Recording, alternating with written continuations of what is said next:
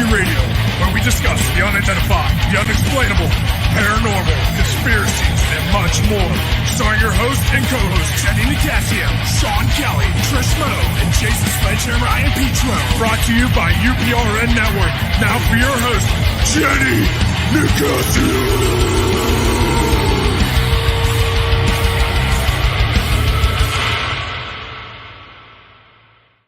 Hey, good evening, everybody. Welcome to Hi, Jenny. Jenny. Jenny and Trish took the night off, so me and Jason are like filling in, and we're on 105.3 New Orleans, and this is going to be new. But you know what? We're going to kick ass tonight. Is what we're going to do. Yeah, hopefully. But hopefully. Oh, you forgot. What is it? Torture Tuesday?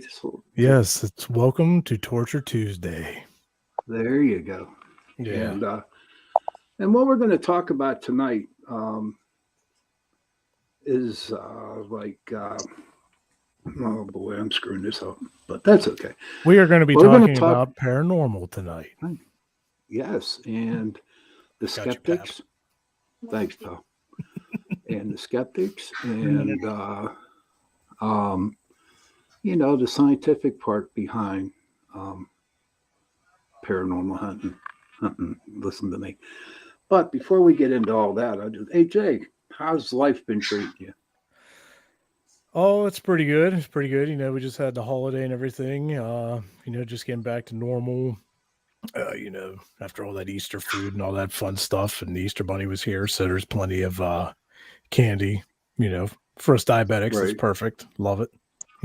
But how was yours? How was your Easter? My Easter was okay. Mom was a little under the weather, so I ended up cooking the dinner. I finally had the day off and didn't have one of them in a long while.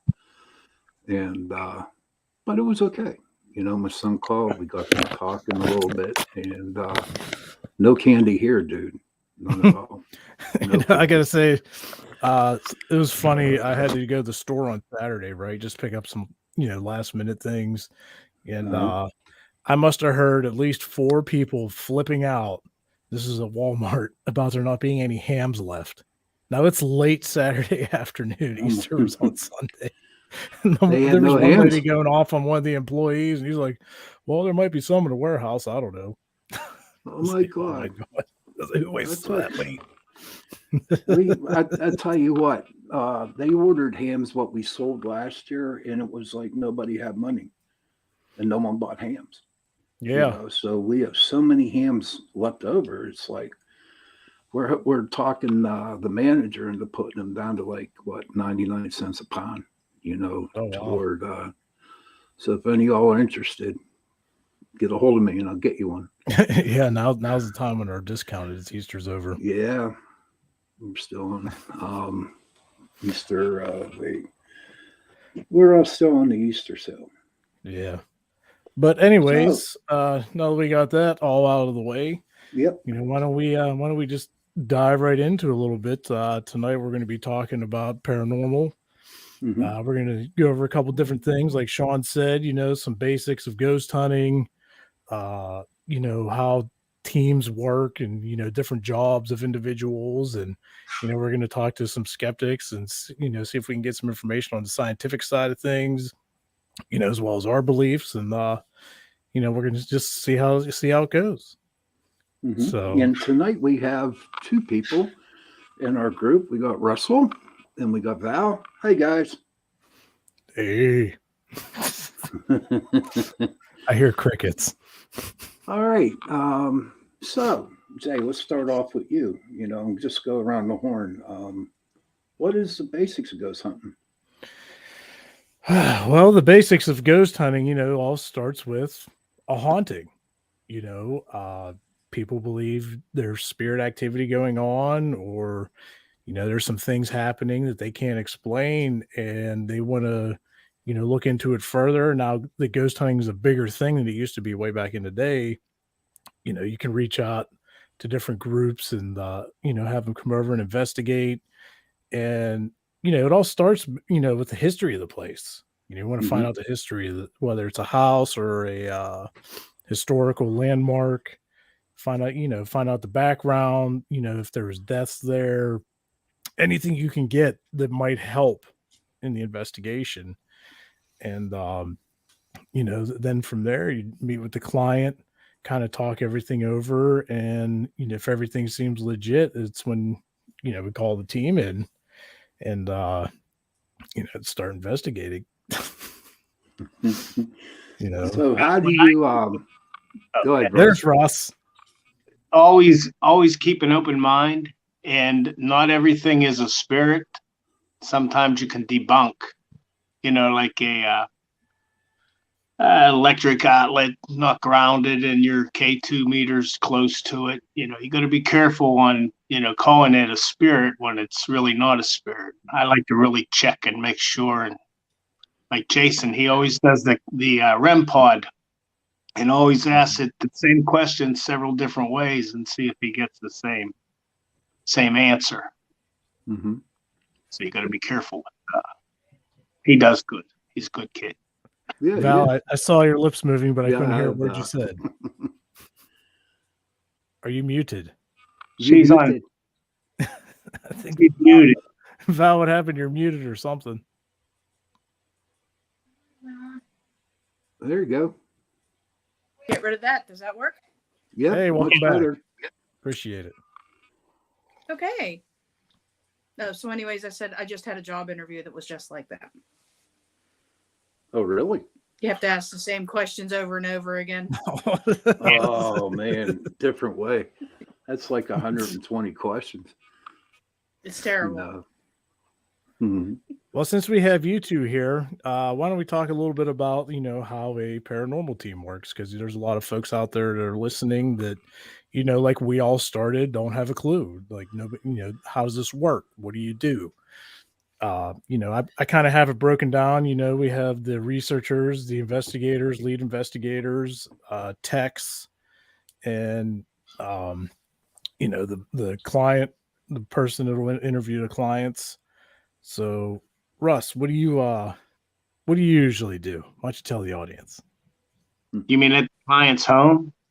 I usually try to set up my equipment, and that takes a while to put the equipment up. And I always like to give the people that don't have equipment, like to give them some of the SLS camera and a K2 or an EMF. That's for electronic magnetic fields. Don't die on us, Russ, please. Yeah. Yeah.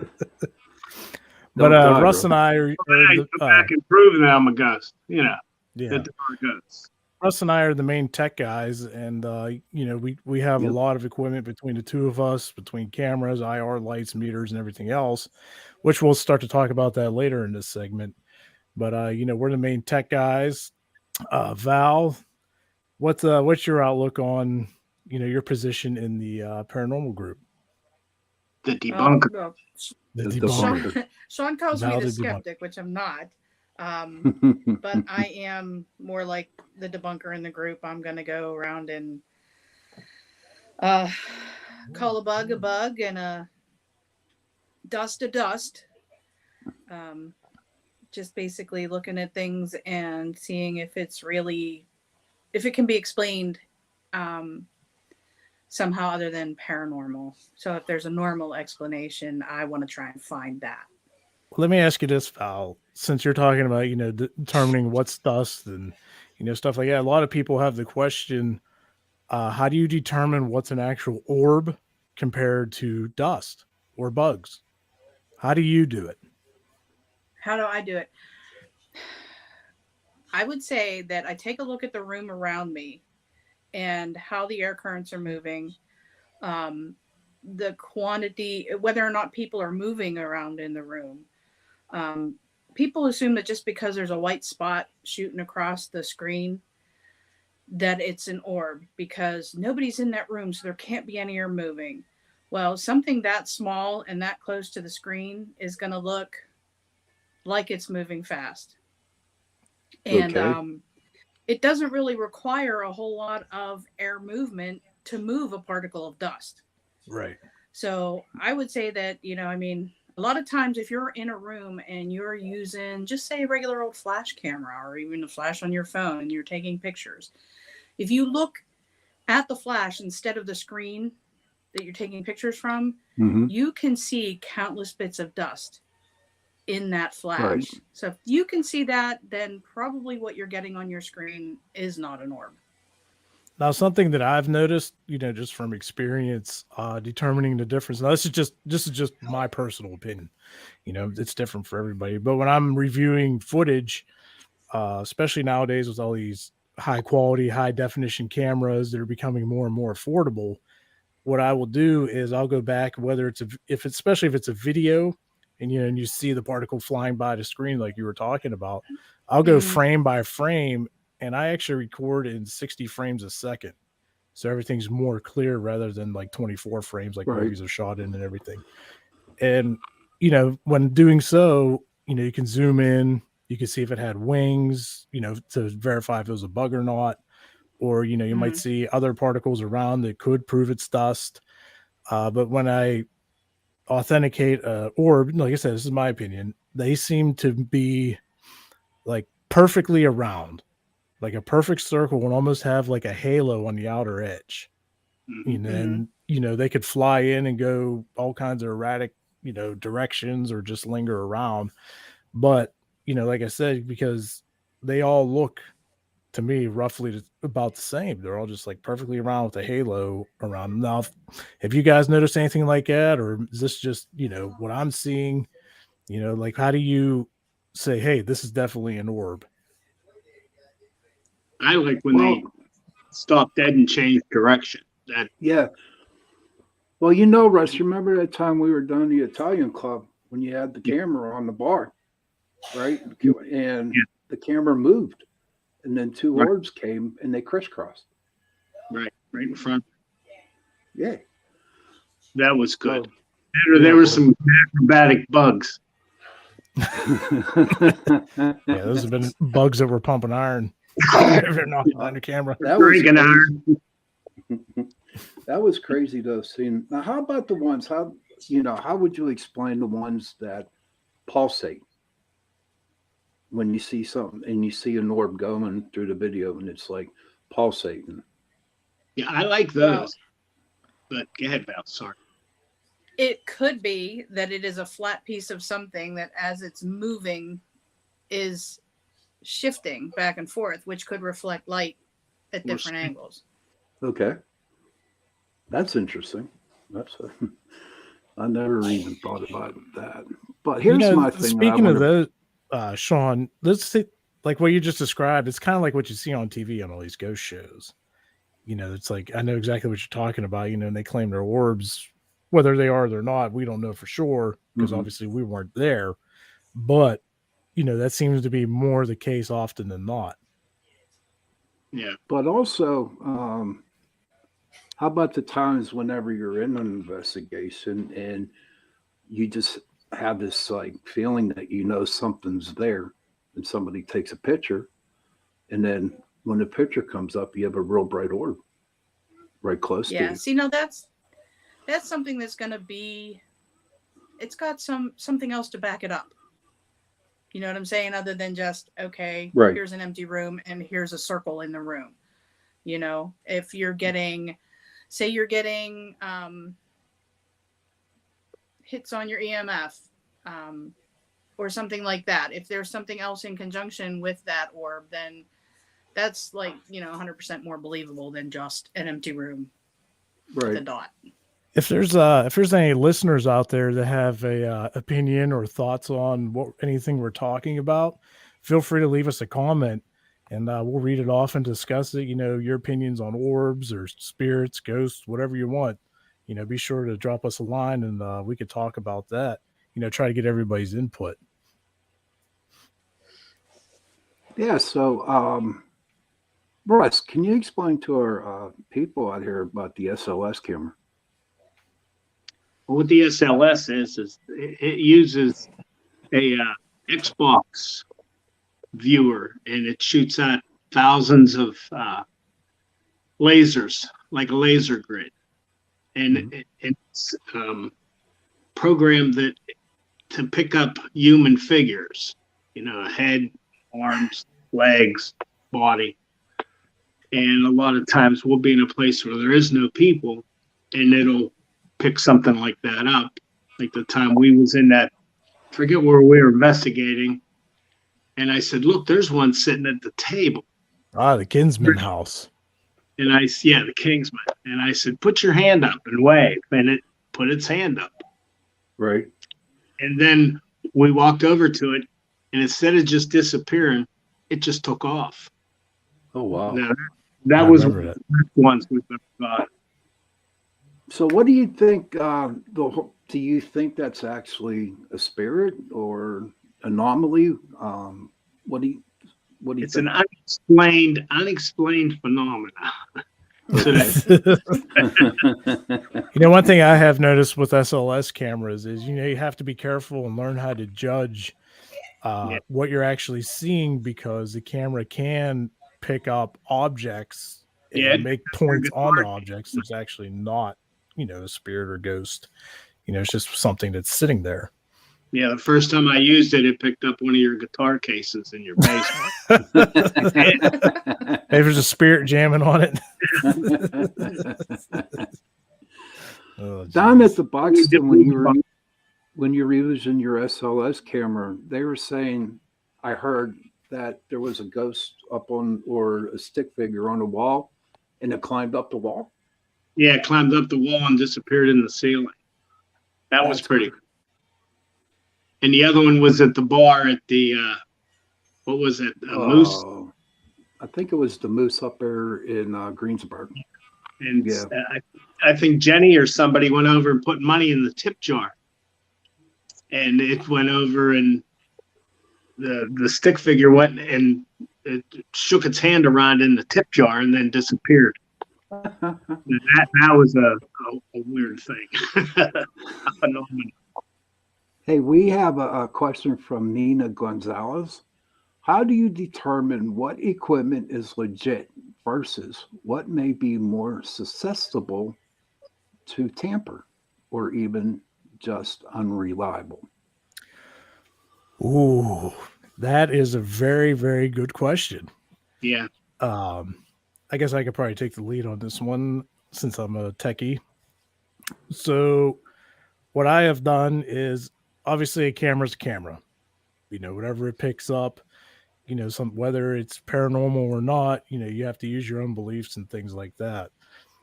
Full spectrum cameras are known, they're modified to see all forms of the light spectrum, UV and IR and everything in between. So I feel like they're pretty good, if not better than a lot of regular cameras as far as picking up anomalies or spirit figures. Now there are some devices that could be tampered with, and one of those devices is the REM pod. A lot of folks believe in the REM pods, and it's like all this awesome thing. Well, you got to keep in mind when you're running a lot of this equipment, for one, your cell phone has to be on airplane mode, because your cell phone signal can interrupt S boxes, other spirit boxes. It can also interrupt the REM pod. Another factor for the REM pod is walkie-talkies. Welcome back, Joe. Welcome back, Joe. But like, for example, if you're investigating and, say, Shawn, you and I are on one floor and we're running a REM pod, and some of the other groups on another floor, but we have walkie-talkies on us. Somebody on another floor could be paging somebody else or whatever, but the signal will reflect on the REM pod and give us false hits. So my theory for the REM pod is, cell phones on airplane mode, no walkie-talkies or nobody touching them if they're in the current room. As far as spirit boxes, something I found for those. Hey, welcome back, Russ. Is there's a thing called the Faraday Wallet, where you put the spirit box in the Faraday pouch and it cuts out the actual radio frequencies. So all you get is the white noise, which is where the spirits come through. Now, a lot of people are like spirit boxes are fake, or it's just, you're picking up radio signals. Well, yeah, it's essentially a broken radio, but that's where you have to ask specific questions, get the same answers. And then if you get the voice over several frequencies at the same time, that's when you can really authenticate if you got an actual response or not. And then you got, like K2s and millimeters. Those are easy to trick as well if there's fluorescent lights, a lot of exposed wires, power lines outside. So that's where doing basic sweeps of wherever you're investigating first to get a baseline will help you depict whether you're getting actual hits or if it's just remnant EMF from, any power source. But we could talk more about that in a little bit. But there's a second question behind that from Nina. How do spirits fit into the scenario for those with faith? How do they? Ooh. Did it again. What's that, Russ? Russ has disappeared. But hey, since he's in here, let's welcome Jason V. Jason V, can you hear us? Hey, how you Jason, guys doing? how are you, buddy? Doing pretty good. How are you? Good. Thanks for coming on. He's got a lot of scientific points of view on this. So No. let's see. Oh. I already got Yeah, one that's extra to too judge. Uh-oh. But Shawn, before we move on, what's your opinion on the how do spirits fit in the scenario of people with faith? How do they how does that all work out?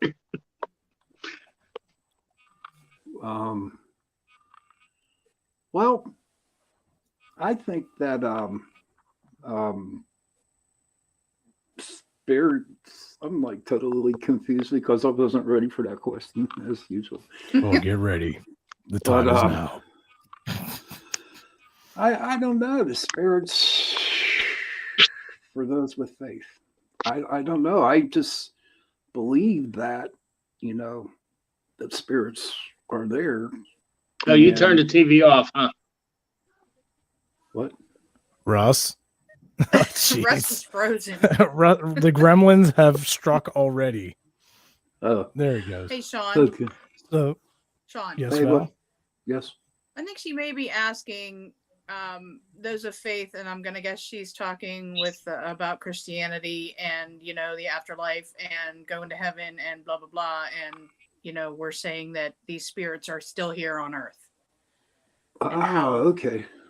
Why are they still here on Earth, you think? Maybe. All right. Wait, no, Well, I think so I'll go back to that question real quick because I had a couple thoughts on it. I've run into several people that are, devout Christians, and a lot of them don't believe that there are ghosts. They don't believe there are spirits, because it's not mentioned in the Bible or what have you. I was born and raised, in religion, and I've had a lot of experiences, so I have a different outlook. We're not here to change anybody's mind or anything of that nature. It's just your opinion against theirs, but that's their belief. It's not mentioned in the Bible, so that's totally, their, like I said, that's their belief on it. I know it's real hard in the Catholic Church too, because it's like if you mention ghosts, man, you committed a sin the way they look at it. But with the spirits hanging around, I mean, the way, from my experience, it's like once you die, okay, your spirit leaves your body. Your body is just a shell, and your spirit lives within. And once you die, that light is open. Okay, and people can actually go straight into the light. But there's three reasons why they hang around is because they have some unfinished business to take care of. They also have, they didn't quite get ready, sometimes they don't even think they're dead, to be honest with you, if they die so suddenly. But the main one is like, like, get for instance, Matt and Val, right? You know, Matt and Val do everything You're on the spot, together. Val. She got a good hubby too, man. She's a good girl. But Matt and Val did everything together for the longest time, 50 years. I mean, they were brutally, totally in love with each other, and they were inseparable, right? Now, Matt dies, okay? And Val, on the other hand, is just like bawling her eyes out, and she's sad, and she's depressed.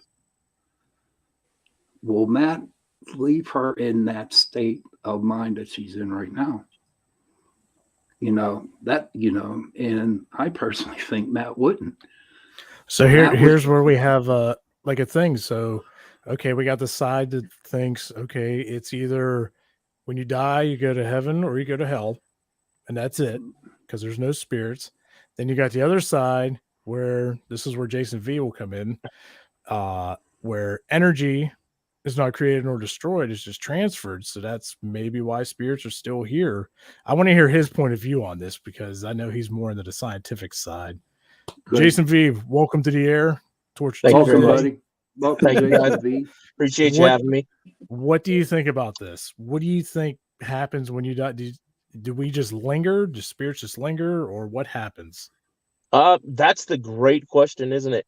I mean, the science is actually still out on that one too, but the general, alternative theory, if you will, and it actually can exist completely and congruently at the same time with religious theory. So it's not exactly directly even combative, which most people seem to assume it is. It kind of goes back to an original thing from Einstein, as you were alluding to, where he said everything's made out of energy, even matter. The sandwich in your hand is made out of energy, just in different forms and different concentrations.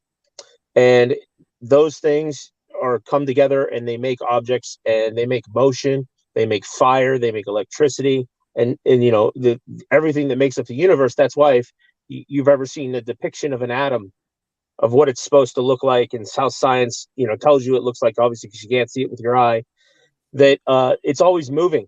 It's just a bunch of moving parts together, and that's energy. And there's actually subparticles smaller than that, and it keeps going. And we've never hit the limit of that so far.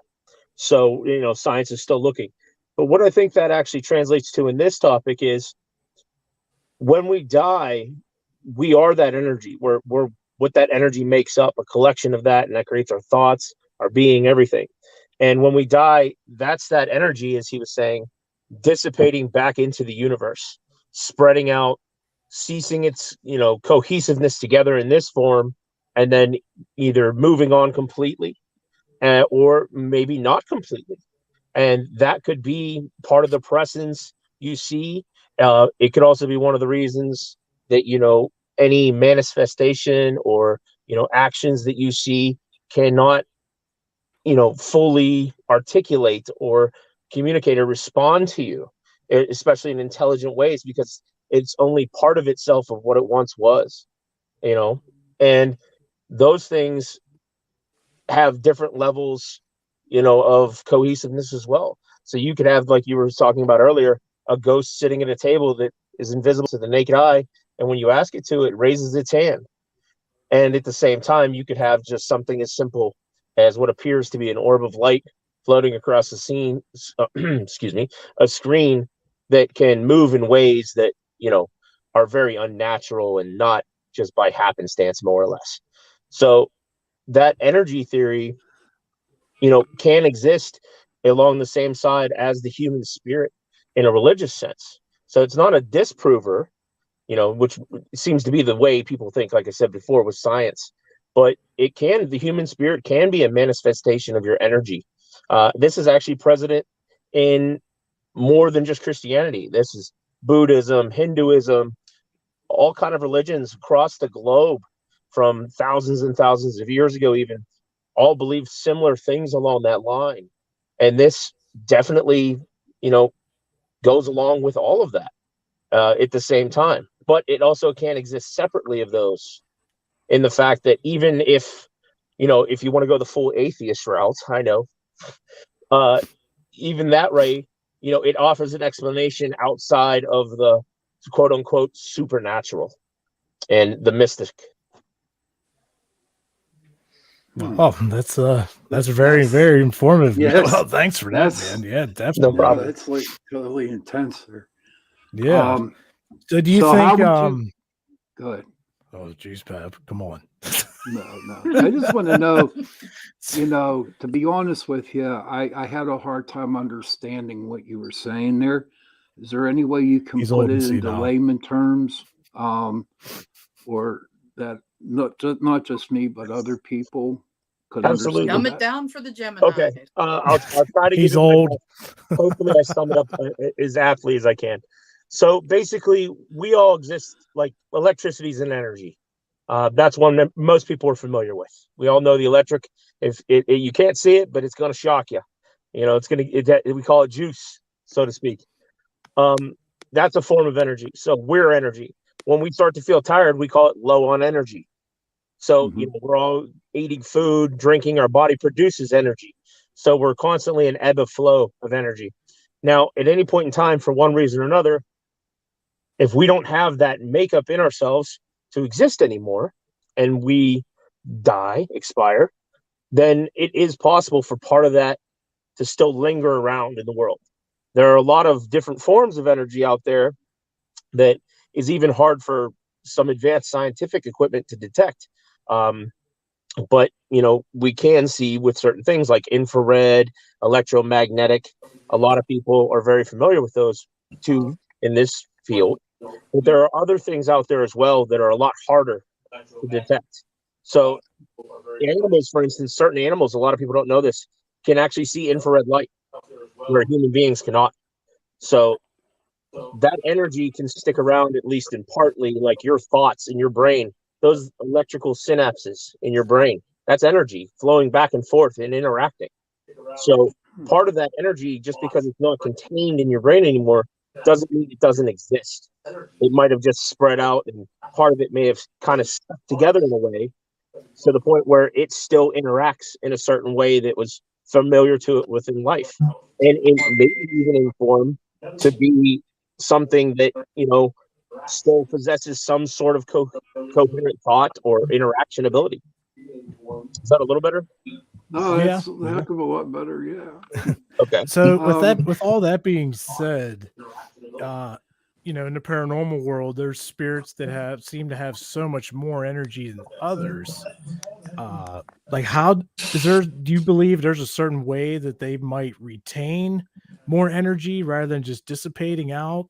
Because there's a lot of times we'll get more intelligent responses or stuff moves compared to other times where there's, maybe a light or flicker or something,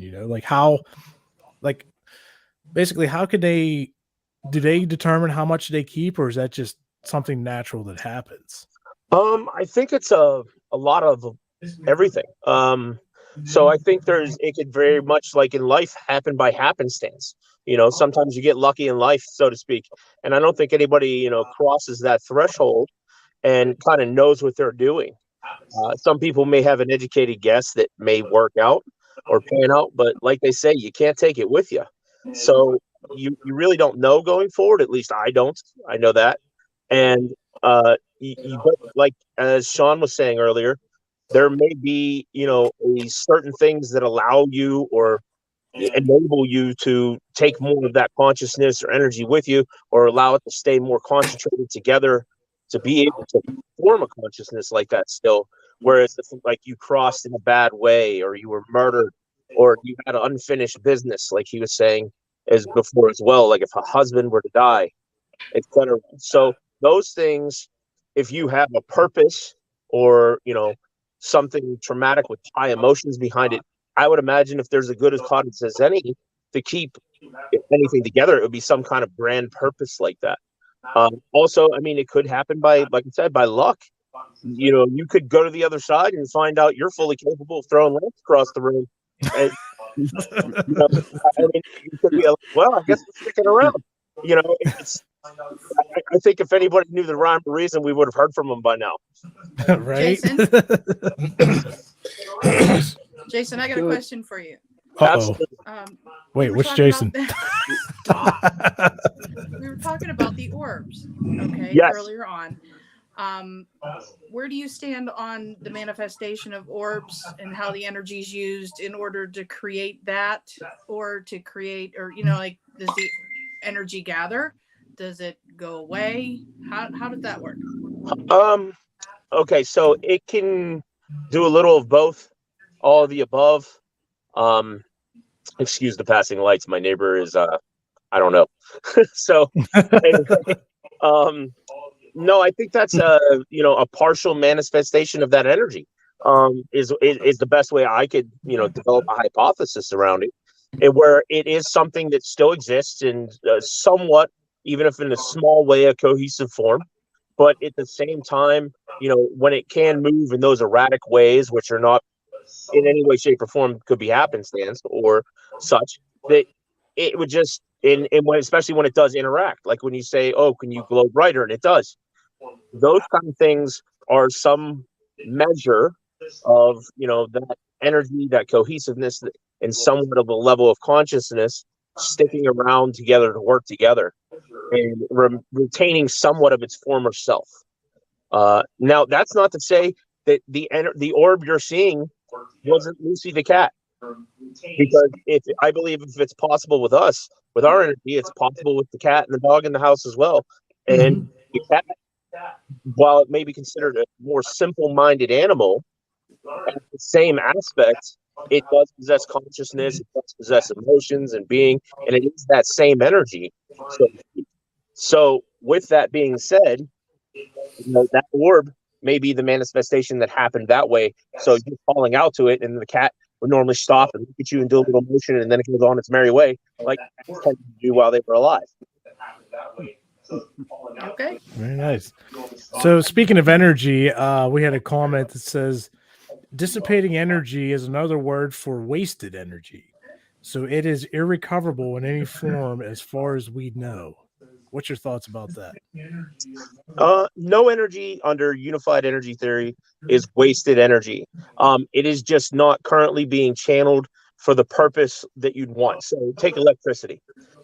If you have electricity that dissipates because of heat or something and not go to the device you're trying to power with that electricity, that is technically considered wasted energy.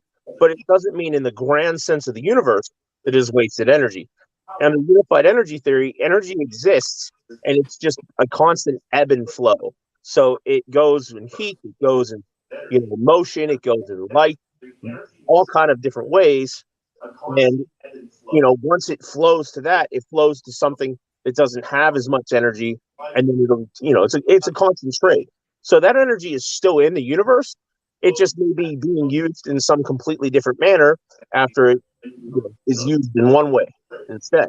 So the energy that makes up me today, 1,000 years from now, could make up some guy named Dave who flies around on a hoverboard. Do some Back to the Future, huh? You never know. Where do you think the energy goes to, though? I mean, I think it goes everywhere in a little bit of a way. I mean, you've got static electricity in the air. You've got wind that flows around and pushes, thousands of clouds a minute in the sky. You've got light. You've got, the energy and heat in the earth. You've got the whole universe around us and other people as well. I mean, you breathe in and you breathe out. That energy expands. There's a reason that you can feel when other people are near you, or like was stated earlier as well, like when you think someone's watching you or right next to you, there's a certain energy transfer going on there. Science has actually done studies on this, and there is a lot of semi-quasi validity to that, where they found evidence that people could tell, certain people that could tell when someone was staring at them from behind with a pretty high degree of accuracy. Now, that obviously isn't the case as always, but some people could, and there's no other way to explain that than those people can feel that energy. So those things all, considered, I think that energy just dissipates into the world around us. It may stay some with our loved ones. It may go into the universe around us and sponsor new forms of life to form and new things made out of new energy to be created. Very nice. Very nice. I like that. Yeah. That's it all in a nutshell, I guess. Yeah. Wow. So here's a science question. Okay. This isn't about energy exactly, but how does science explain near-death experience memories from the other side? Has anybody ever thought about that? Like, you got all these people, okay? Might have been in an accident, something happened, had a heart attack, they're dead. They're declared dead. Now, not everybody, but some of these folks will come back and say what they saw. They saw, they saw the light, or they saw just not good things. Is there any scientific explanation for this? Does anybody have any input on that? I could take that one first if you want. Sure. Okay. Yeah. So as for the seeing the light part, there is a scientific explanation for that. The explanation is if they figured out that, I mean, as much as they could tell, let's be honest, that when you technically see the light, so to speak, that's actually your optical nerve and the way your brain starts to shut down when you die. Okay. And you actually, that's the last thing you see, because your visual acuity, your brain processing behind making those images into something where we actually see, that starts to break down. So you start to not see images and you can only see light or color or etc. And that's kind of like what we see as we go into this light. Now, for really deluxe images, things like that, science thinks that is very, very vague. They think it would be like part of the hallucinatory factor of going through something traumatic, stress-induced. And that could be something that really, can manifest it in a lot of different ways, but they're definitely not sure on that. So that's pretty cool about the scene. I didn't know that about the the last thing our brain would see would be the light, because it's trying to make an image, but there's nothing to make an image of because it's shutting down. That is interesting. That's really cool. Thanks for that bit of information. Absolutely. Russ, I've heard endorphins are released. Massive endorphins are released when you're dying, and it's your body's way of coping with death. Huh, I didn't know that. I read that at all. What about the folks that don't see like a light per se, but they just see just total darkness and like oppression? Like the total opposite of light. They don't see anything else. It's just black. Like, what is that? Another part of the brain, or that's just how there are differences in how your brain could shut down. Human beings are such a complex, if you want to quote unquote call it that, a machine, that they're so complex, and no two people's brain works the same way. That's what makes us individual. We have individual thoughts, individual emotions, because everything that makes us up is not built in a cookie cutter form. It's not built like just a straight ladder across the board and you plug things in and plug things in there. It's all different. That's why they can't come out with a thing that can read your thoughts, so to speak. Well, they're working on it, aren't they? I've seen some stuff that they're trying to come up with devices. But, they're having a hard time. Even Elon Musk can't nail that one down supposedly so far, and he's throwing a lot of money on it. So, that your brain could just shut down in a way, and it also could depend on what happened to you. Different things affect your brain in different ways. So if you had, say, a baseball hit you in the head, you might see light. But if you had, like something happened to you chemically or something like that, your brain may shut down to the point where, all you see is you slowly fade to darkness. And there's different experiences on there. And it also depends on like how you're made as a person and who you are. People see a lot of their flashback of their life, supposedly, before they die. That's a big one. And they actually say that is a coping mechanism in the brain that shows all kind of familiar images and what they call core memories that is kind of like a trauma response. It's from like the deep core of your brain. And that's the best thing. So here's something I've always wondered. This is for everybody. a lot of people that have near-death experience usually end up coming back, and now they have like a special gift, whether it's like telepathy or like psychic abilities, things like that. How does that get triggered? That's got to be what, like another section of the brain getting energized? I've always wondered that, like, what's the science behind that particular, Yeah, I'd like to know about that too, because that happened to me in '83. Whenever I did die, I came back and I started to see things, hear things, and feel things that weren't there. And I really thought I was going crazy. And it was explained to me through some people who work in the metaphysical field that what happened was when I died, my old spirit left and the new one jumped in. Okay. Which, made, I guess, my gifts a little bit higher and stronger. You know what I mean? But that's what happened to me. I started to see people that weren't there. I see dead What people. I find it might be a little bit interesting, and I can't back this up. It's just a thought that's in my head. For a lot of people with near-death experiences, imagine that a lot of times that death has something to do with lack of oxygen to the brain at some point, and wouldn't that injure brain cells? So I don't know where I was going with that. Like, do you mean like injure brain cells to when like you come back, like things are just different? Like you might think you have these abilities. Is that what we're getting at? Something like that? That wasn't where I was going, but that's an interesting thought. And I don't That want to is call an Shawn interesting crazy, thought. but Yeah. Yeah.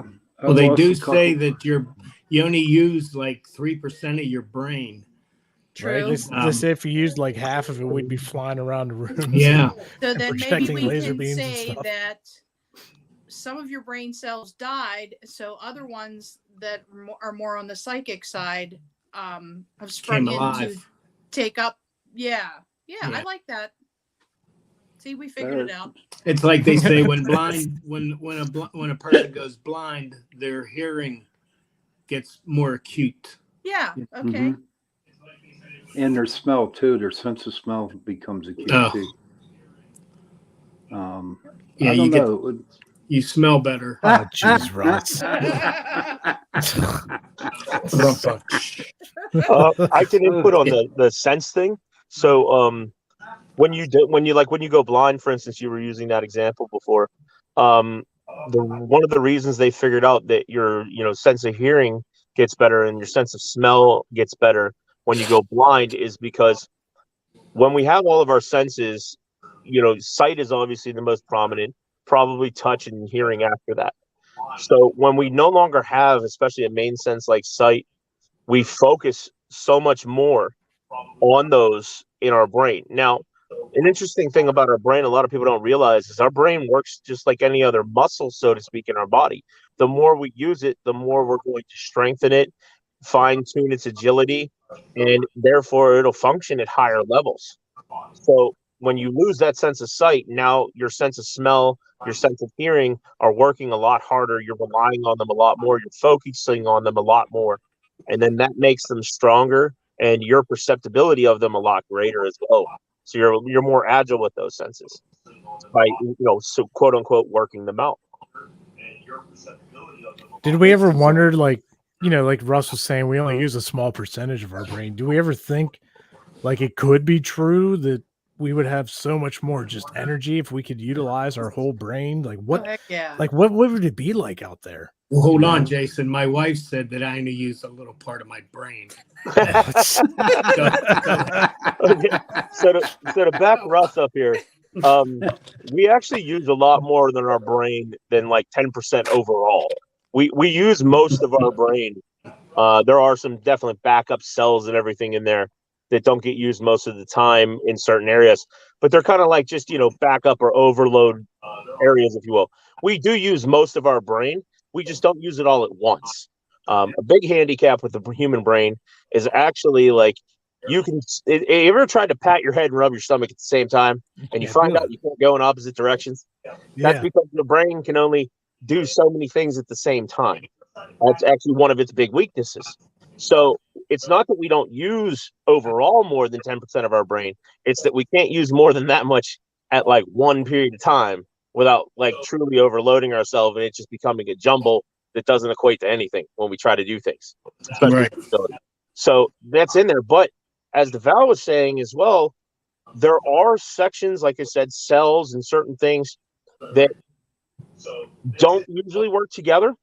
And if certain things become damaged, and then use another, one of the things with the brain is if an area gets damaged, another part of the brain may pick up the function for that. This happens when people that have had traumatic injuries and they have trouble speaking, and then they end up being able to speak better over time because the damaged area of the brain that was in control of speaking before, another part of the brain adapts over time and then, picks up that function, so to speak, and they get it back. So by having different parts of the brain start to work together, maybe that didn't work together before, can make some pretty interesting combinations, because now maybe you're doing two things at once that you couldn't do before. And that can, you start putting blocks together, the tower gets pretty high. Wow. Yeah. Very interesting. Very, very interesting. Yeah, for sure. I am learning a lot of stuff tonight, Jason B. Thank you very much. It's been a pleasure talking to you guys. I really enjoyed it. Yeah, thank you for coming on. Yeah, dude. We'll have you back on again. I will thank you very much. I think that's the biggest compliment I could get. All right, sir. Good night. Thank you very much, All right, guys. brother. Thank you. Sure. No problem. Yeah. Bye-bye. See you, Jason. All right. That was very interesting, informative, dude. Oh Yeah, my God. Yeah. Yeah, he knows a lot of information. A lot of information. I could sit down and talk to him all night. Just absorb all that. I have to bring a tape recorder in with me, just to, try to decipher, what he says. But that was really it. What fascinated me about the whole thing is when he mentioned about when you die, when you see the light, it's actually your brain trying to focus on something. Yeah, that was neat. And there's nothing there. Yeah. Yeah. That's me, really that cool. was like really interesting. Before we go on, I want to thank our sponsor, Carnation, for sponsoring us for this hour. Thank you, Carnation. Thank you, Carnation. Thank you, Carnation. Thank you, Carnation. So I want to talk a little bit about the the paranormal and the differences between like adults and kids. So a lot of people, like us, Russ, you never feel nothing hardly. I see a lot for some weird reason. You see a lot. Yeah. I see things ever since I was like 22. I seen that woman stand in the middle of my hallway, and it just changed my life forever. It made me think there's something more to this world than what we know. Yeah.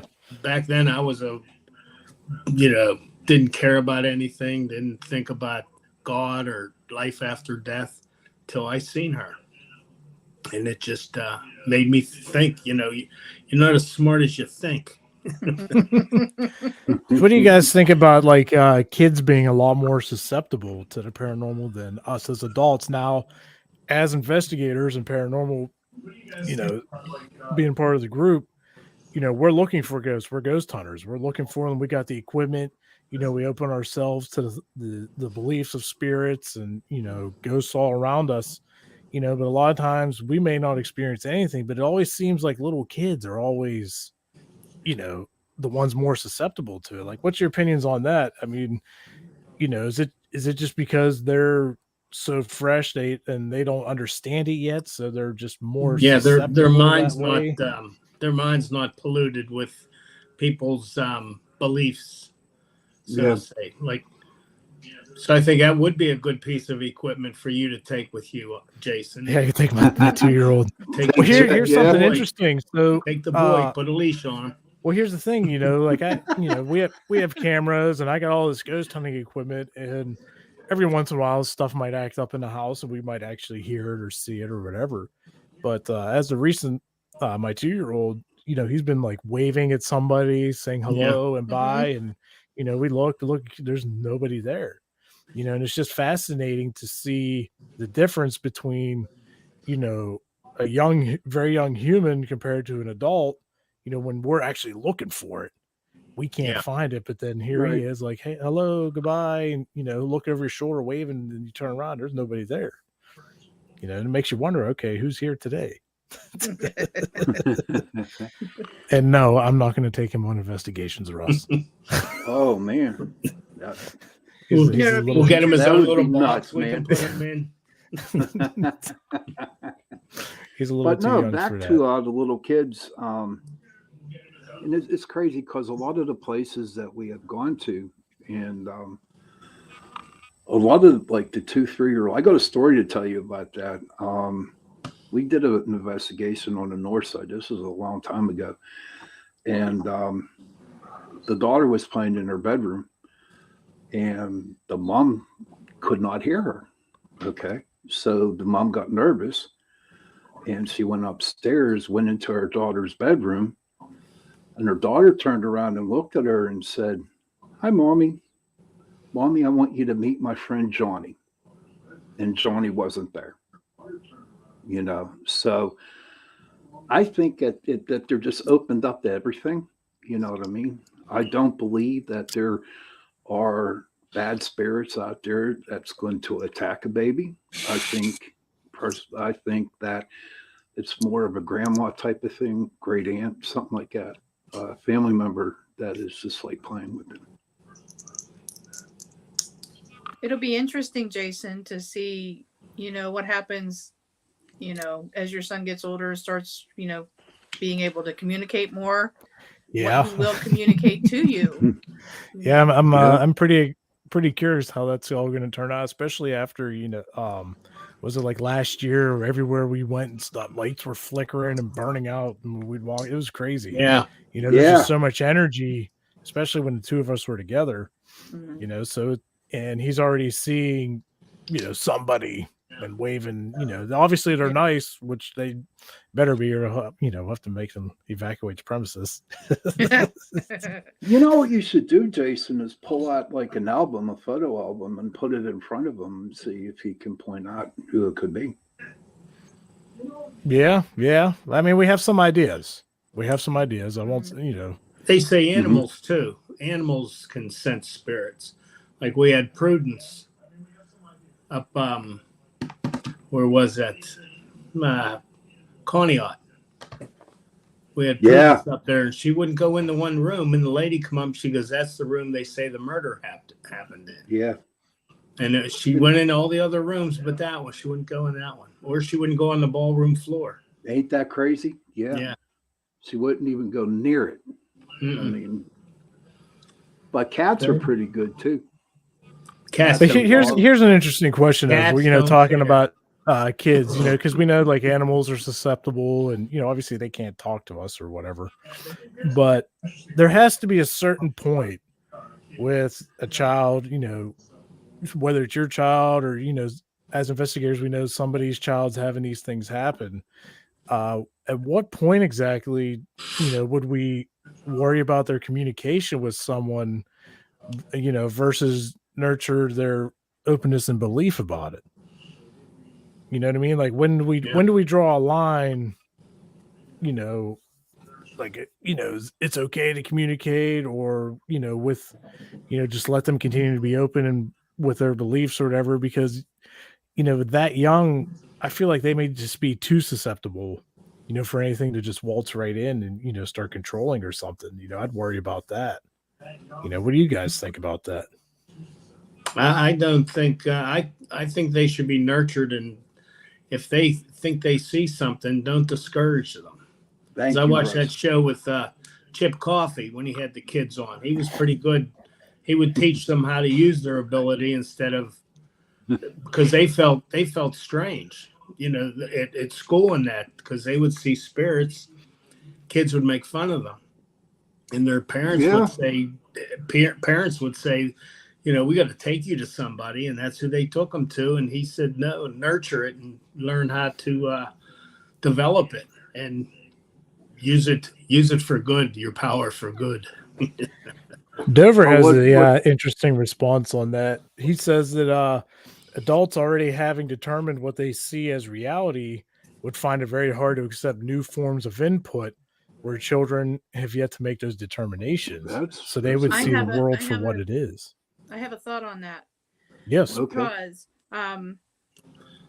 I don't see, I don't feel. My children do. Okay. I don't, and I'm talking adult children now. How do I want to put that? I want to see.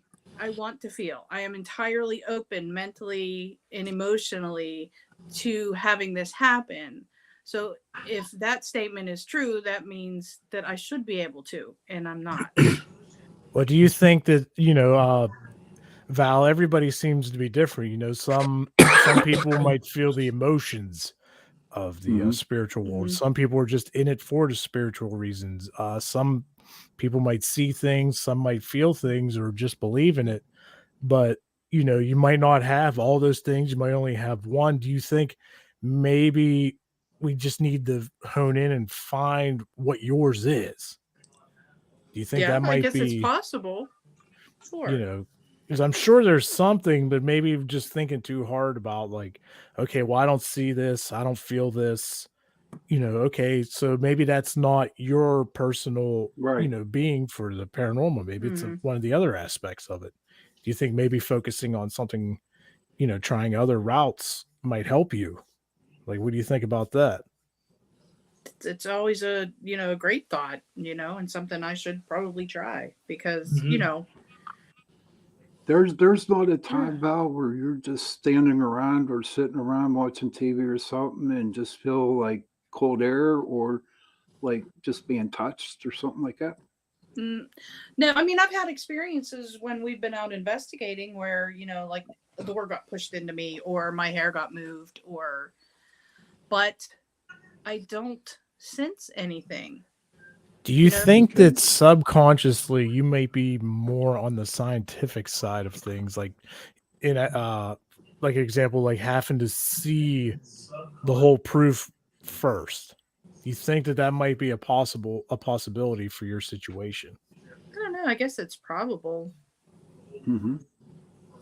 Like maybe, because we know, you like to focus on debunking and everything of that nature. So I'm wondering, is it possible if you're just actually more scientific than you realize? Yeah. And that might be what's actually shutting the door, to other. That's a good one Or there, that, Jason. I'm somehow closing myself off in some other way. But you don't know Right. you're doing it. Right. Yeah. I mean, your subconscious is probably saying, I think I'd be scared if I saw something.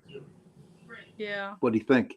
No, see, not that, because I mean, I've had experiences where I've been walking somewhere at night, and you get that spooked feeling. But Mhm. I think that's more of like, I felt that was more of an intuition thing than a paranormal thing, like, like there's somebody behind a tree looking at me kind of thing. So I don't know. So while we're speaking about, in the evenings and stuff, that's one of the points that I wanted to bring up tonight is, for our listeners that may be wondering this question. Do hauntings happen just during the day, or do they happen at night, or do they happen around the clock? I believe clock. around the clock. Around the My perspective, now this is mine, is it's around the clock, but a lot of people find it easier to investigate at night. Number one, because it's quiet. It's a lot more quiet. Yeah. Everything's, calm down, because you might have spirit activity happening during the day. You have no idea what's going on. You can't hear. You got cars driving by, phones ringing, TVs are on.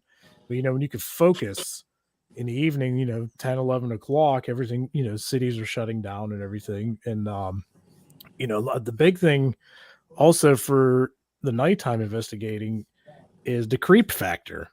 It's creepy. You're seeing, it's easier to see shadows, like you said, you feel like somebody's watching you as you're walking wherever, and I think a lot that really amplifies the whole experience. Mm-hmm. Yeah, Yeah, cemetery at night is a lot different than a cemetery in the day. Oh yeah, that's for sure. Even though it's all the same. Absolutely. But plus, also at nighttime, your senses they do, become a lot more stronger. Yeah. Let's see. Nina has a question. Why do investigators turn out lights to obtain evidence? I have a couple of theories on that one. Like to hear. To heighten your senses. That's one of them. The heighten your senses, and for me personally, it's because of equipment being used.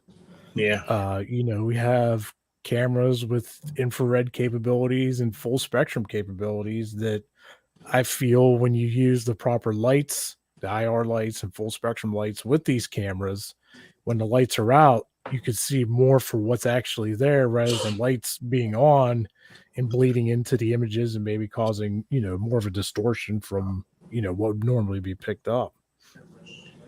And I always figured the spirits don't know IR technology, so they'll come out and walk in front of you thinking you can't see them. Oh, that's a good one, Russ. That's a good I never point, thought of Russ. that. Yeah, that's a real good point there. I don't I'm know. here all night. Well, Any thanks, more Russ. words of wisdom, Russell? Any more words of wisdom? That's about it. I'm about out now. No. I think the darkness, when you can't see anything, but then you look through your viewfinder and you can see with the the IR camera. It just gives you a sense of maybe I can see you, but you can't see me. Because I always ask the spirits, can you see us? Because we can't see you. And so far they haven't come out and materialized, but they've knocked on things. And something interesting talking about IRs. Every time I watch, ghost shows on TV or whatever, and they're using IRs, have you guys ever noticed that the room is still really dark, except for like a focused point of where the infrared light is, and then you'll see more shadows or whatever. Now, when we're investigating and I'm using IR lights, mine, really good quality ones, and they're really bright. So when you're in a completely dark room, it looks like, if the lights are on, that's how bright they are. I'm kind of wondering, does that play a factor in the possible evidence, in the possibly capturing stuff, because it's so bright now compared to maybe more dark. yeah, It's just something I've been wondering, if you guys got any input on that, possibilities. Like I'm trying all kinds of different things, and I'm just, that one's been boggling my mind for a while. I know. I like your full spectrum camera. I mean, to me, that's the ultimate there. You can put that on the video, right? Yeah, it's got video.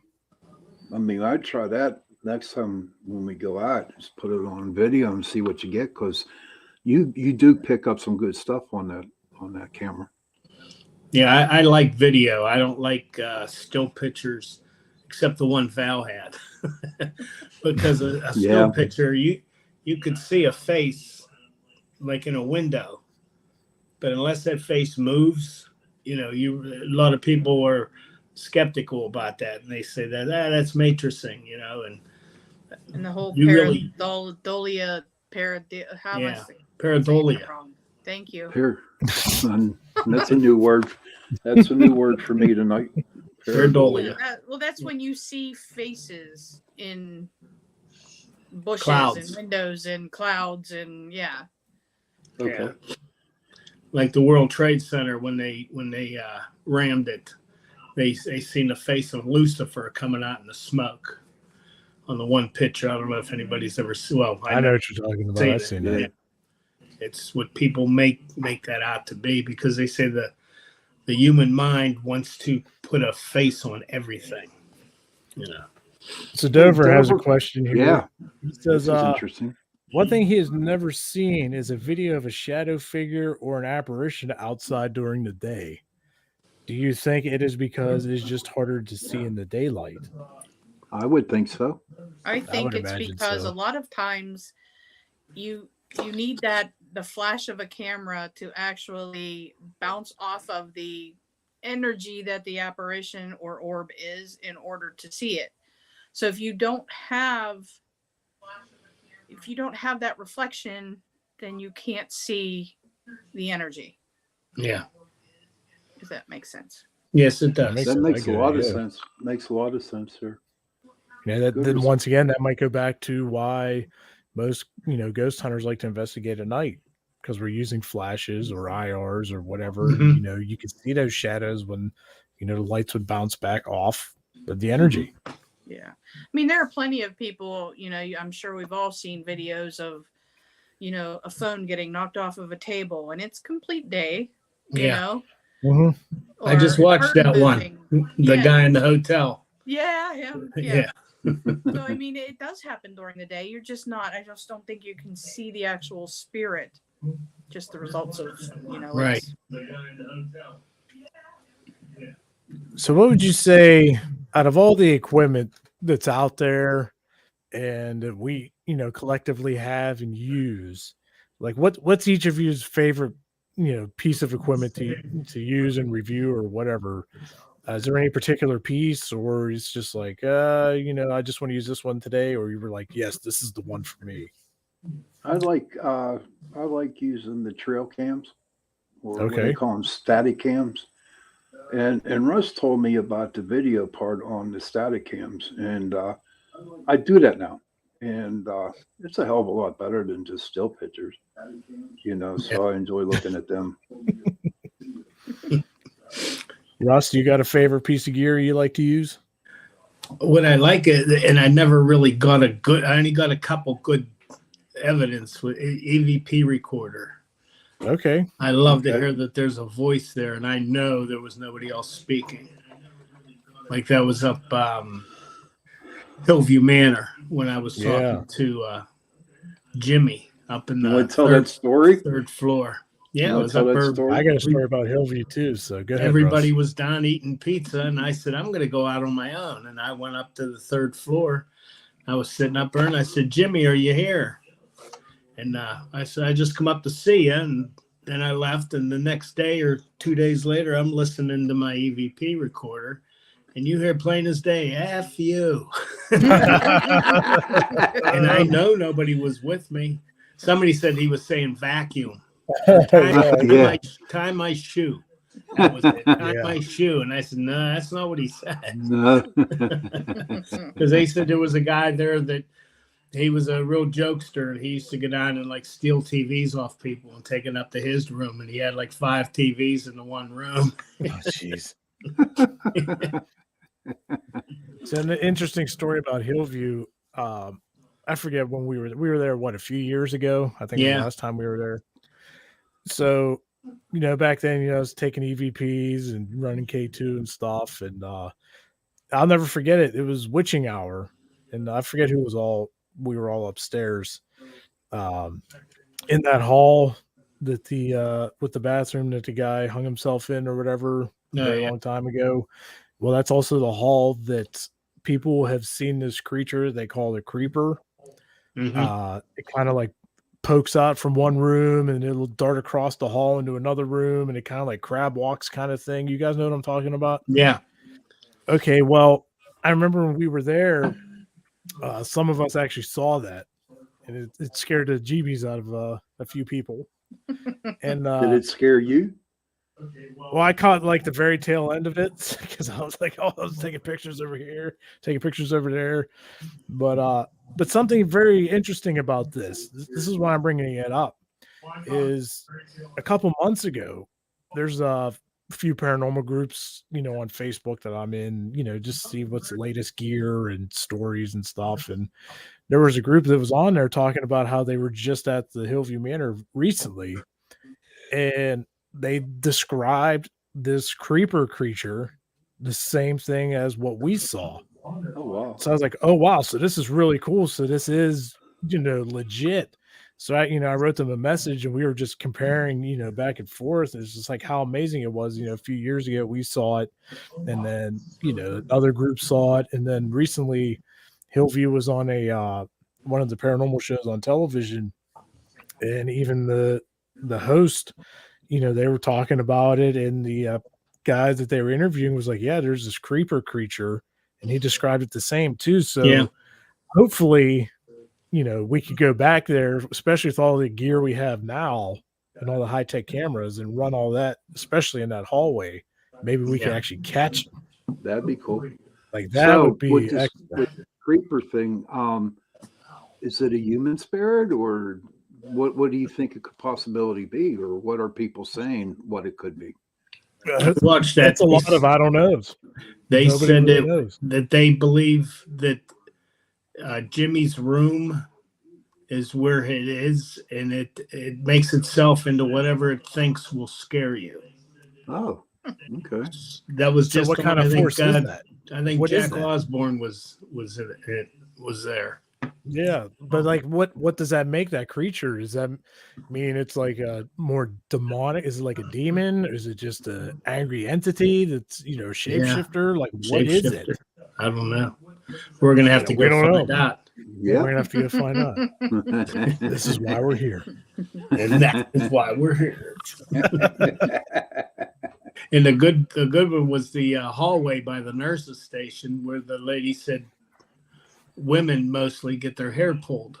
And Janice was walking down, my wife, and pulled her hair. She thought there was a bat in her hair because we was seeing a bat fly around. Speaking of bats, so we had just got there.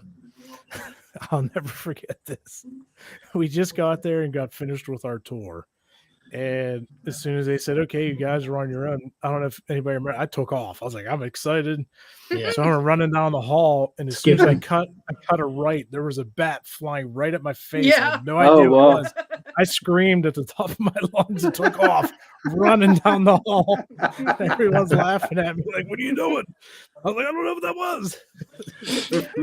Yeah, well, that was a good time up there. I like that place. That was a good I place. always Yeah, liked Hillview.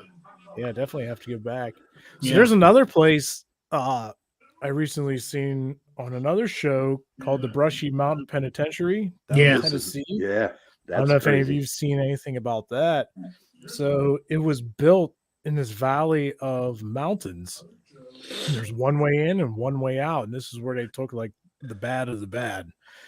And an interesting fact is they purposely built this prison in the shape of an upside down cross. Can you believe it? Yeah. Wow. They did this to send a message to all the inmates to say that pretty much they're not worthy. So could you imagine being an inmate or even working there in a literal upside down cross because they wanted to send a message that, people aren't worthy? That's crazy. That's Can you pretty crazy. investigate down there? Yeah. I actually looked into it. They do 7 days a week. I forget what the price is, but it's from, I think, like 9 to 4 or something like that. But some other cool things about that place, well, not cool things, but what they call the hole. When somebody's real bad, they got to throw them in a hole for a couple days or whatever. We found out some information that sometimes they would pretty much hang the people by their thumbs as a form of torture while they're in the hole.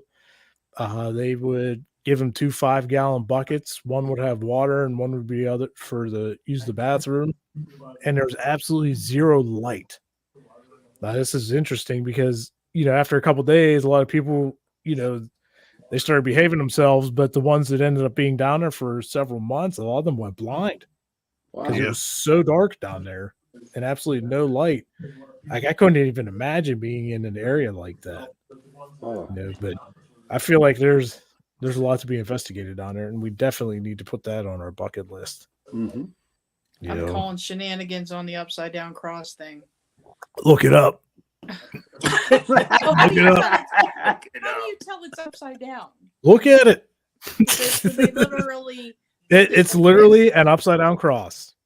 Yeah. Yes. Standing up? Or are we talking about it's like in a plus sign laying on No. her? No, you got the mountains in the back, and the road that leads in. There's only one road in and one road that's the same road. The front entrance would be like the top of the cross, so it's upside down.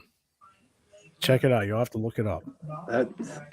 Because The Brushy the whole Mountain. north-south thing, it's not relative. North is only up because that's how they made the map. Uh-oh.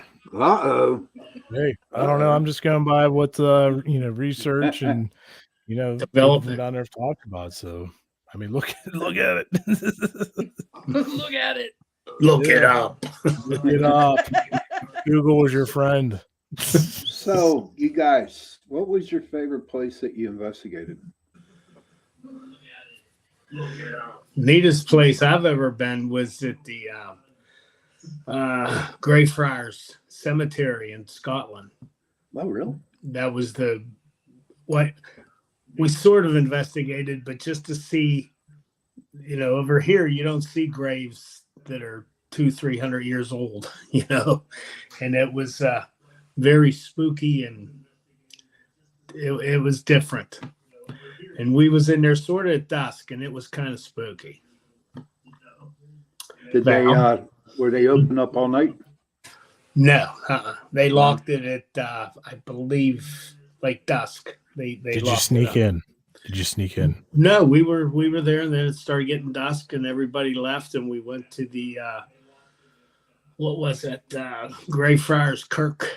That's what they called it. And then me and Janice went over to the I can't remember, not the ovens. It was it's where they walled the people up. Queen Anne's Close. That's what it was called. Mm-hmm.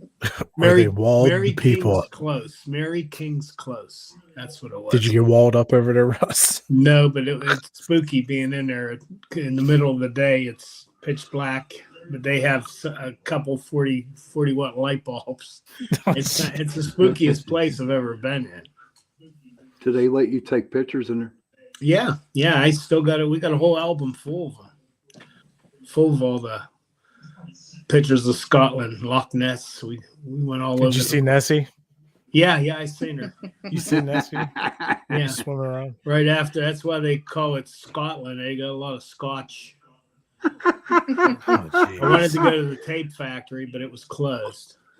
Isn't there a bar right on the lake here? There's a bunch of bars right on the lake. There is. Val, what would be your favorite investigation, from your experience? I have a couple, but they were private homes. But I think Prospect. Yeah. I had a lot of interesting things happen at Prospect. Really? And that was a long time ago. That was because when we were there, we had a couple, things happen in only one room of that whole complex, and that was only by the flashlight method, But it was really dead. No pun we intended. had down balls there. rolling around on the floor on the third floor, and some noises and stuff in the basement area. And actually see the shadows crossing, because at that time, Val, when we went down there, it was like we would go 1, 2, sometimes 2 days, Yeah. So what they got going on down there really doesn't give you enough time to actually do an investigation on it. To me, Prospect is my favorite. The barn where they so-called hung that dude, to me, that's the creepiest place down there. That and the cellar. Yeah. With your girlfriend. Yeah. Her name? I can't remember her name. Constance. Oh, jeez. Long story for another day. Yeah. Yeah, we Look don't it have time up. for that. Look it up.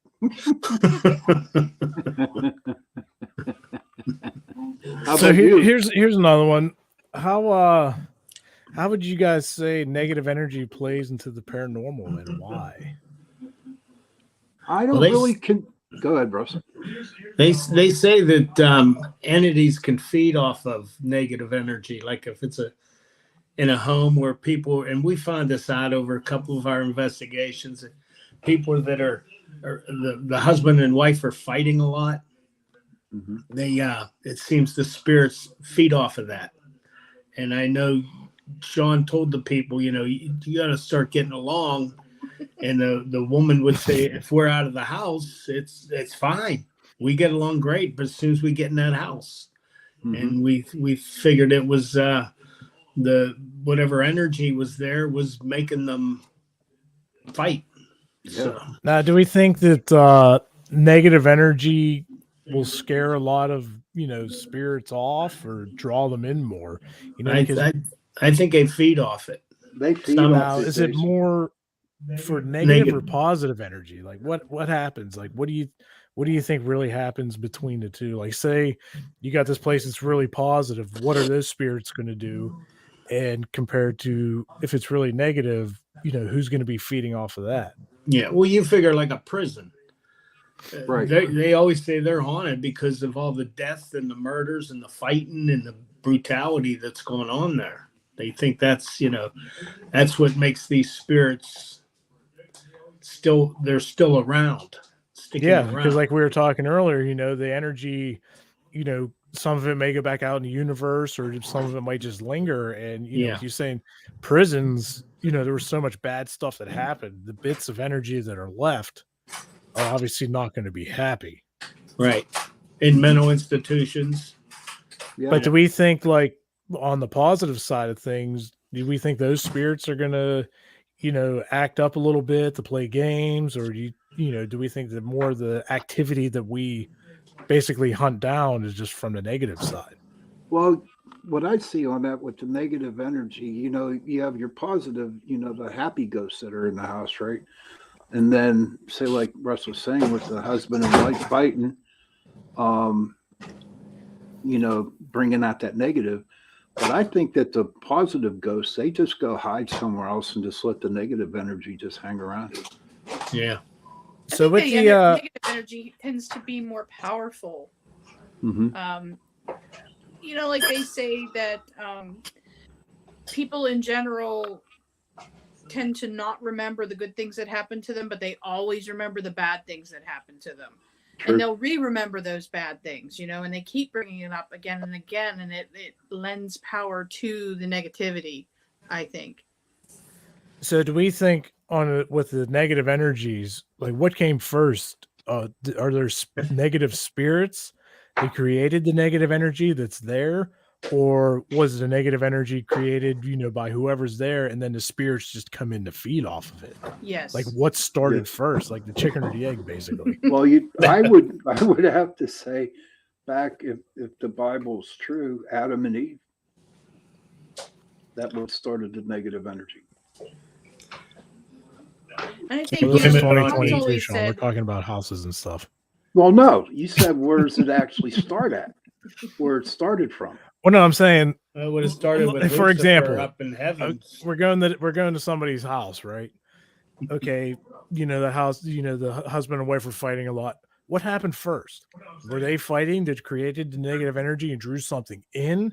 Well, some of them something there negative that started making them fight. That's what I think it is. Yes. Something negative there made them fight.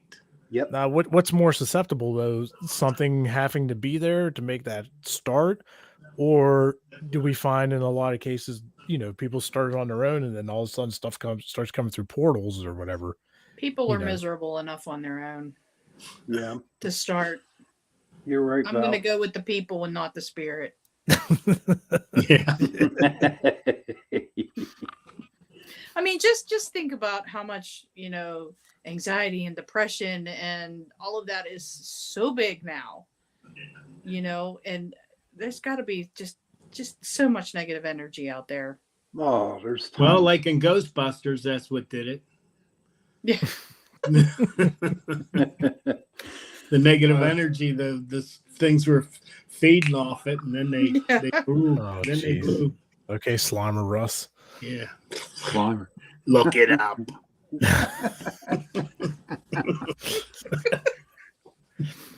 So that's our new saying now, Jason. Look it up. Look it up.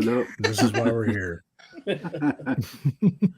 Well, before we guys go on, I just want to say that Val, Russ, and Jason are part of PPS, and they're my friends, and they're damn good investigators. I just wanted to tell you that. So, Oh, thanks. hey, listen, I see you blushing. You're welcome. It's the truth. Well, Sean, I think it's about that time to wrap it up with our guests and Yes, kind of wrap up our show. Yep, sounds Torture good. Tuesday. So Val and Russell, thank you for very coming much on. Thank you, for coming Mr. on Sledge. tonight for Torture Thanks Tuesday. for having me. Pat, Thank you And for we'll coming. see you later. Sledge, Val. I'll see Tell you. Matt man. I said hi. How's Matt doing? Okay, never mind. All That's right, for we'll see you another later. show. That's for another show. All right, guys. We'll talk to you later. All right, Okay. good night. All right. Good night. Good night. I'm still on. You got to click leave studio. Where? The red Leave button the at the studio, bottom. The red button on the bottom. How's that? No, you just Nice. oh my god, you shut your camera off. The red button. I had to. You know they say don't push the red button. Well, push the red button. Russ, do you see the red button?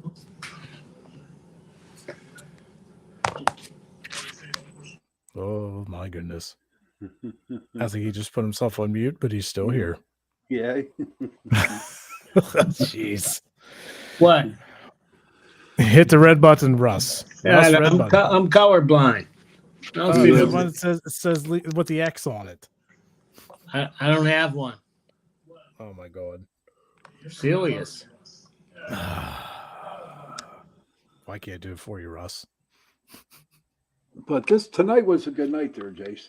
Yeah, It was a real yeah, good I night. agree. Yeah. I agree. It was very informative. We learned a lot of new stuff. Oh, there he goes. He figured it out. Mr. Colorblind Russ got the found the X. The X He found marks the the X. spot. Yeah. They say X is never the spot. Well, it was the spot. That's fun. So what do you But think, yeah. Pap? What do you think about everything we talked about this evening? I really enjoyed it. Your friend Jason Vita came on. I was fascinated for what he said. He said a lot of things that really like open my mind now. You know what I mean? So especially when you die and you see that light, that it isn't heaven. Do you know what I mean? Right. It was like just something that wasn't there. And and there's so many people that believe, when you see the light that it is heaven, but then hearing the scientific side of it, it really makes you wonder, like, wow, so it could just be because your brain is shutting down. Right. And if you're lucky enough, to be revived and come back, that might be what you remember, but that's because you were on the cusp of death, Right. Your brain Now, was just see, shutting. when I had that near-death experience or when I died, I didn't see no light, dude. I saw darkness, gray, dark, and I didn't see no light. But what your friend Jason said, I guess everybody's brains works differently. So maybe I wasn't supposed to see that light. You know what I mean? Yeah, maybe not. What did you learn from tonight? Oh, all kinds of stuff, more, like you said, with what he was talking about with energies and, it's good to get everybody's opinion on like the differences between orbs and dust and how people figure that stuff out. And, Right.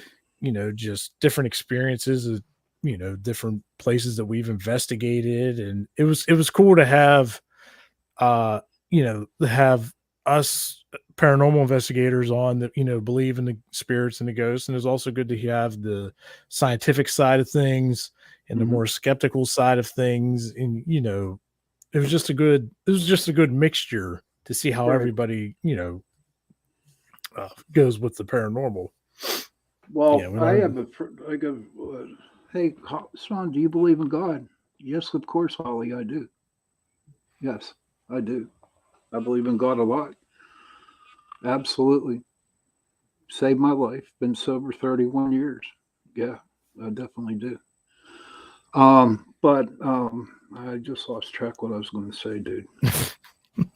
But all I know is that it was very, very interesting, and we have a hell of a group.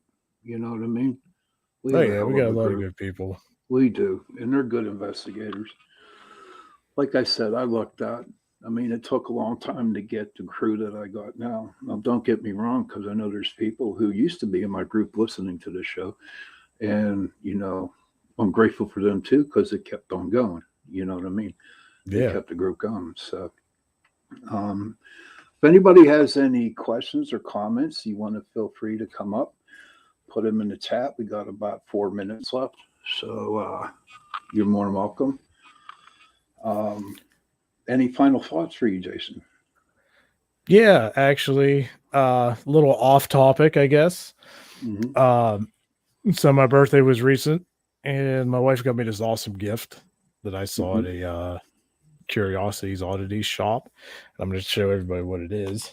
Being that I'm a musician, she picked me up this awesome taxidermied mouse playing the piano with a guitar leaning on it. That is so cool, dude. I love it. I guess things amazing. Like, where do you don't see stuff like that? No, where was the oddity place at? That's from Ms. Jones Curio, and she's located in Greensburg. She has a website. You can order stuff, buy stuff online. She does all her own work. It's fantastic, and I can't recommend it enough. If you're into oddities and obscurities, definitely need to check her site out. Holly has a question. Would a spirit stay on the property it haunted after the building was demolished? I believe so. I believe that's possible. Yeah, extremely possible. Tony, but now what would they do? Would it be rebuilding a new building or just a landscape? Yeah, that's true too. Because if it's this landscape, maybe they'll find something else, or wherever the people that actually lived in that house probably they could possibility follow those people to the new house or wherever they moved to. You know what I mean? Or an object from the building that got tore down. Right. That's possible. Holly just an empty field. Yeah. They might just be, just free roaming, I guess. We don't know. We honestly don't know. But one day we'll find out. I'm telling you. One day we will find out. Hey, Tony, how are you doing, brother? It's okay you're being late. We got next week, pal. All right, listen. It's that time to say goodnight, Mr. Jason.